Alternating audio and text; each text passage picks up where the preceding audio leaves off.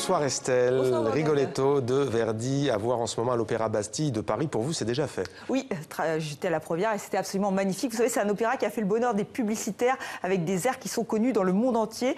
Le livret est inspiré du Roi s'amuse de Victor Hugo. L'histoire tragique de Rigoletto, donc un bouffon, bossu, père maudit. Un homme qui se moque de la cour et des courtisans. D'ailleurs, ça a valu des problèmes, de sérieux problèmes à Verdi à l'époque. Mais revenons à l'histoire. Rigoletto est maudit par un de ceux qu'il a raillé.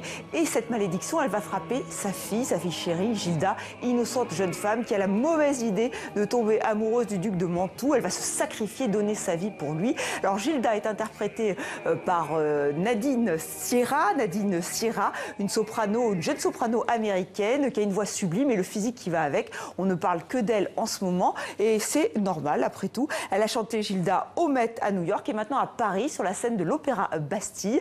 On l'a rencontrée aujourd'hui même.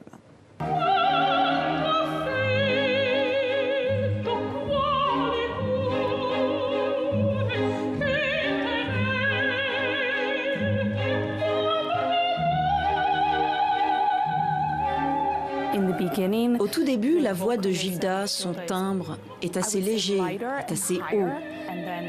Et après, alors qu'elle progresse mentalement, alors qu'elle apprend de plus en plus de choses sur la vie, en fait, elle grandit tout simplement, sa voix devient plus forte, une voix de femme finalement.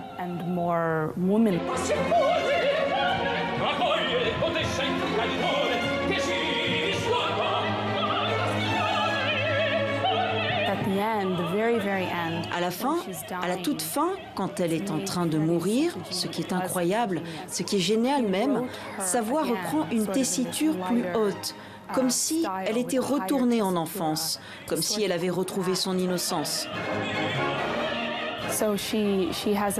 En fait, sa voix change de manière naturelle et c'est ça qui est un véritable défi.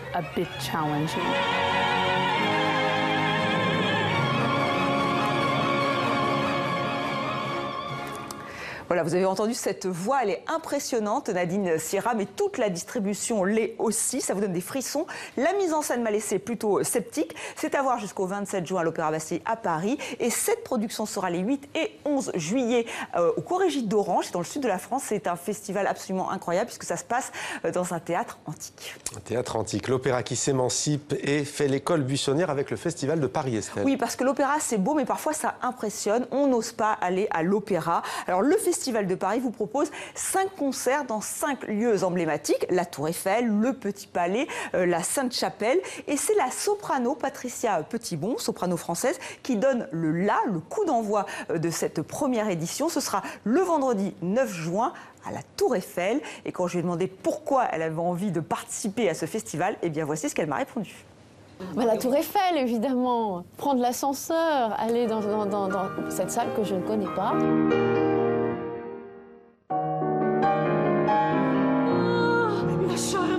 Chose qui tire mon rose pour Paris, Paris joli. Les lieux, c'est comme une seconde peau pour un artiste. Ça modifie la voix, ça modifie l'espace, ça modifie tout, l'humeur.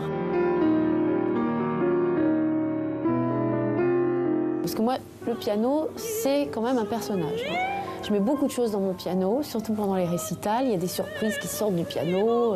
Je ne suis pas du tout dans quelque chose d'académique, mais je suis plutôt sur un chemin un peu dadaïste, vous voyez, où l'absurde fait partie du concert.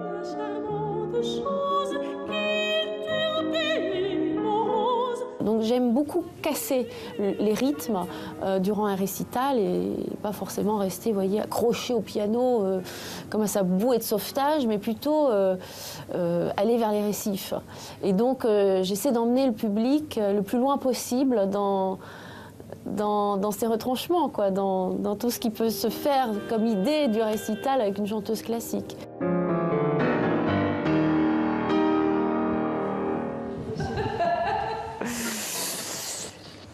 Et Marie Mohamed est sous le charme de Patricia Petitbon. Absolument. Et vous avez bien raison, car vraiment c'est une artiste vraiment très non seulement impressionnante, mais aussi très chaleureuse. Alors son récital, vous l'avez retenu, c'est le 9 juin à 20h30 à la Tour Eiffel, au premier étage.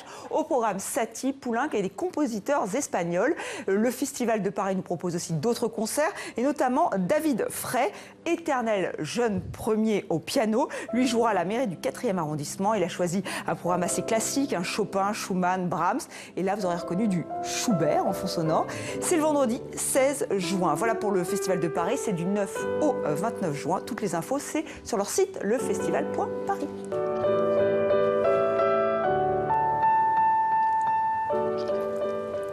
Et de l'Opéra Estelle, il y en aura aussi aux Nuits de Fourvière à Lyon. Oui, mais on n'a pas le temps d'en parler, mais ça commence ce soir avec M et tous les artistes maliens qui l'ont accompagné sur l'Amo Mali. C'est la 72e édition. Je pense que ça va être une sublime soirée. Ah ben voilà qui est dit. Bravo Estelle. Merci à vous pour cette chronique culture.